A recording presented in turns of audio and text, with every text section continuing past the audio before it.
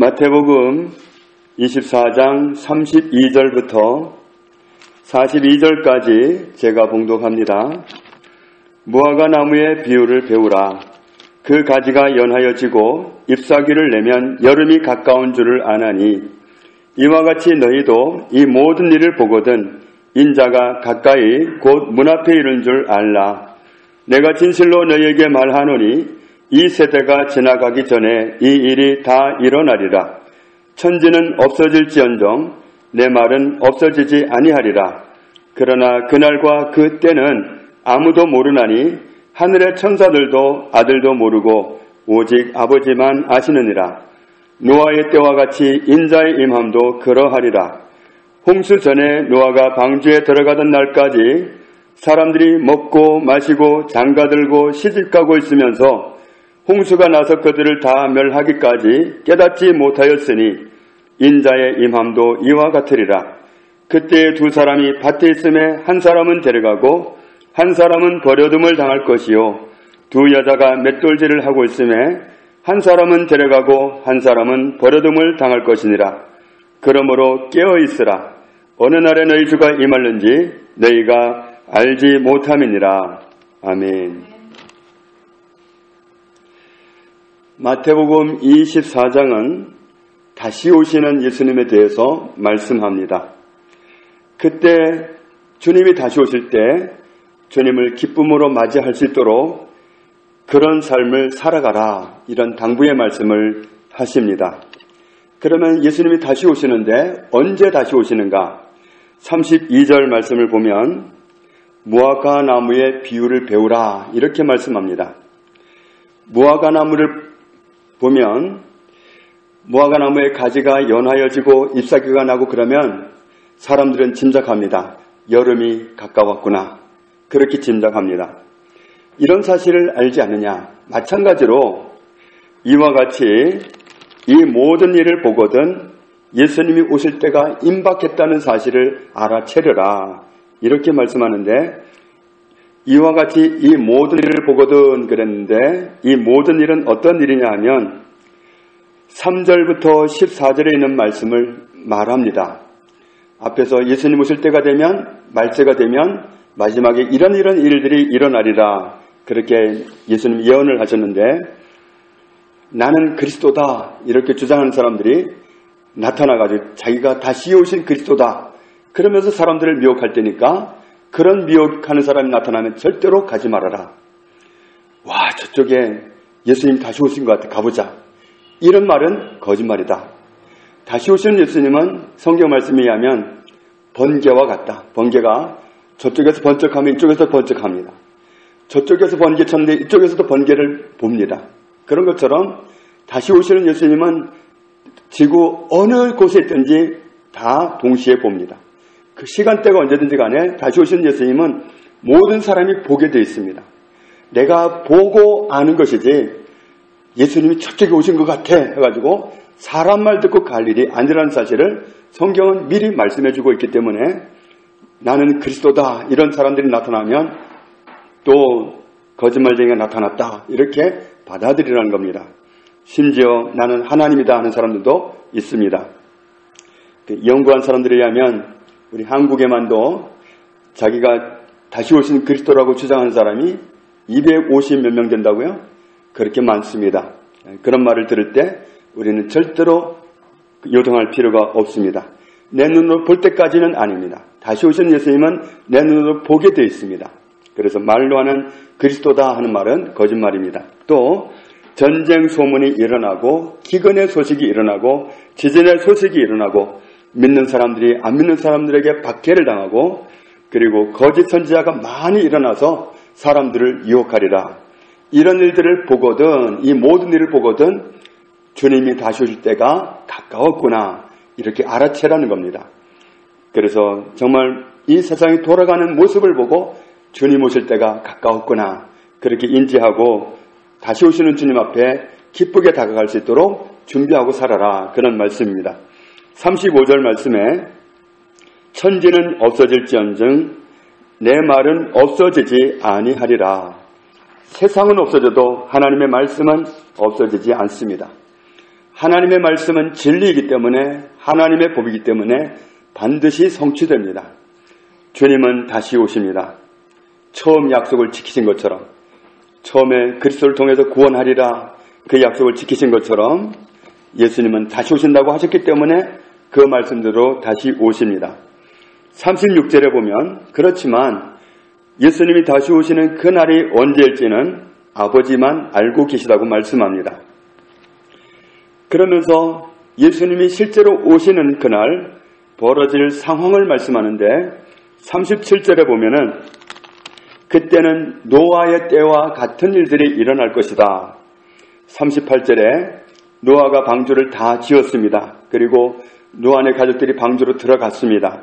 그런 모습을 다 보고도 사람들은 홍수를 경고하신 하나님의 말씀을 전혀 염두에 두지 않고 자기 삶의 방식을 고집하고 멸망에 가도록까지 깨닫지를 못합니다. 39절에 보면 홍수가 나서 그들을 다 멸망하도록까지 그들은 깨닫지 못했다. 그런데 유감스럽게도 주님이 오시는 날도 그와 같은 상황이 똑같이 벌어진다는 겁니다. 그러니까 나 역시도 다시 오시는 주님 앞에 설 수 있도록 준비되어 있지 않다면 그날 어떤 봉변을 당할지 알 수 없는 일이기 때문에 너희는 준비하고 있으라, 이런 말씀을 하는데 40절에 보면 주님이 오시는 날 두 사람이 밭일을 하다가 한 사람은 예수님께로 데려감을 당하고 한 사람은 데려감을 당하지 못했다. 또 41절에 두 여성이 함께 맷돌 일을 하다가 한 사람은 예수님께 데려감을 당했지만 한 사람은 남았다. 예수님께로 데려감을 당해야 됩니다. 다시 오시는 주님 그날 내가 예수님께로 데려감을 당해야지, 데려감을 당하지 못하면 가지 말아야 할 곳에 갑니다. 그렇기 때문에 가지 말아야 할 곳에 안 가려면 오늘 준비하고 있어야 되는데 그 경고의 말씀을 42절에 하고 있습니다. 42절 말씀 우리 같이 읽겠습니다. 42절 같이 읽습니다. 그러므로 깨어 있으라. 어느 날에 너희 주가 임하는지 너희가 알지 못함이니라. 아멘. 그러므로 깨어 있으라. 깨어 있으면 된다. 깨어 있으면 어느 날에 주가 임하든지 상관이 없습니다. 깨어있는 사람에게는 도둑이 오면 막아낼 수 있습니다. 깨어있는 사람은 주님이 언제 오시든 상관이 없습니다. 오늘도 깨어있고 내일도 깨어있으면 상관이 없습니다. 그러나 내가 깨어있지 못할 때 주님이 오시면 그러면 굉장히 곤란합니다. 우리가 깨어있어야 되는 이유가 언제 주님이 오실지 알 수 없기 때문입니다. 세상 경보체계도 알지 못합니다. 주님이 다시 오시는 것은 알지 못합니다. 다시 오실 때가 임박했다는 사실을 알 뿐이지 어느 날 오시리라 이건 모릅니다. 그렇기 때문에 우리는 깨어 있어야 된다. 그날 봉변을 당하지 않으면 깨어 있으면 됩니다. 어제 세월호가 침몰하면서 너무도 많은 인명피해가 있었습니다. 여승무원 박지영 씨는 구명조끼를 본인 거를 벗어서 학생한테 넘겨주는 바람에 그 학생은 살고 본인은 구명조끼가 없어서 죽었습니다. 또 반대로 구명조끼를 입었지만 죽은 사람도 있을 겁니다.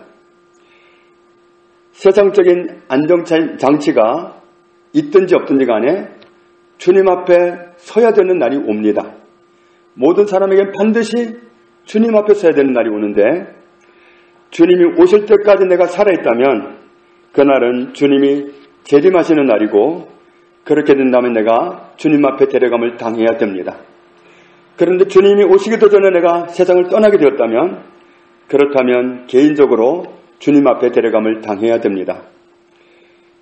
그래서 다시 오시는 주님을 맞이하든 내가 오시기 전에 죽어서 주님 앞에 데려감을 당하든 어쨌든 결론은 내가 주님 앞으로 데려감을 당하는 것으로 결론이 나야 됩니다. 그렇지 않으면 우리의 모든 삶이 정말 일생을 어떤 수고를 했든지 간에 어떤 노력을 했든지 간에 영원한 삶을 지옥에서 보내야 되기 때문에 그건 정말 비참한 일입니다. 그래서 우리가 42절 말씀에 깨어 있으라. 어느 날에 너희 주가 임하는지 알지 못함이니라. 오늘도 내일도 깨어 있어야 우리가 안심할 수 있습니다. 현재 깨어 있습니까? 깨어 있는지 안 깨어 있는지, 나는 깨어 있는 사람인지 안 깨어 있는 사람인지 그것을 알 수 있을까요? 말씀에 있다면 있습니다. 제가 생각해서 만들어낸 거라면 의미가 없지만 하나님 말씀에 깨어있는 사람은 이런 사람이다 가르쳐주는 말씀이 있다면 그 말씀은 진리입니다. 골로새서 4장 2절을 보겠습니다. 골로새서 4장 2절 같이 읽습니다. 기도를 계속하고 기도에 감사함으로 깨어 있으라. 아멘. 기도를 계속하는 상태, 그리고 그럴 뿐만 아니라 기도할 때 감사함으로 있는 사람이 깨어있는 사람입니다. 하나님을 향해서 하나님 감사합니다. 이렇게 할 수 있는 사람은 깨어있는 사람입니다. 하나님을 향해서 감사합니다라는 말이 선뜻 나오지 않는다면 나는 깨어있지 않는 순간입니다. 그러니까 깨어있는지 안 깨어있는지는 내가 하나님 앞에 하나님을 향해서 감사합니다라고 말씀드릴 수 있는지 없는지 그것 보면 알 수 있습니다. 우리는 속아서 이런저런 문제나 상황 때문에, 환경 때문에 감사할 수 없어요라고 고집 부릴 수가 있습니다. 그렇다면 그 순간은 깨어있지 않는 순간입니다. 성경이 분명히 말씀하기를 감사함으로 깨어있으라 하셨기 때문에 감사할 수 있는 순간이 깨어있는 순간입니다. 그래서 내가 지금 하나님을 향해서 하나님 감사합니다 라고 말씀드릴 수 있다면 깨어있는 상태입니다. 지금 그런 상황이 아니라면 어떻게 해야 되냐면 깨어있는 상태로 빨리 돌이켜야 됩니다. 어떤 것도 고집 부릴 필요가 없습니다.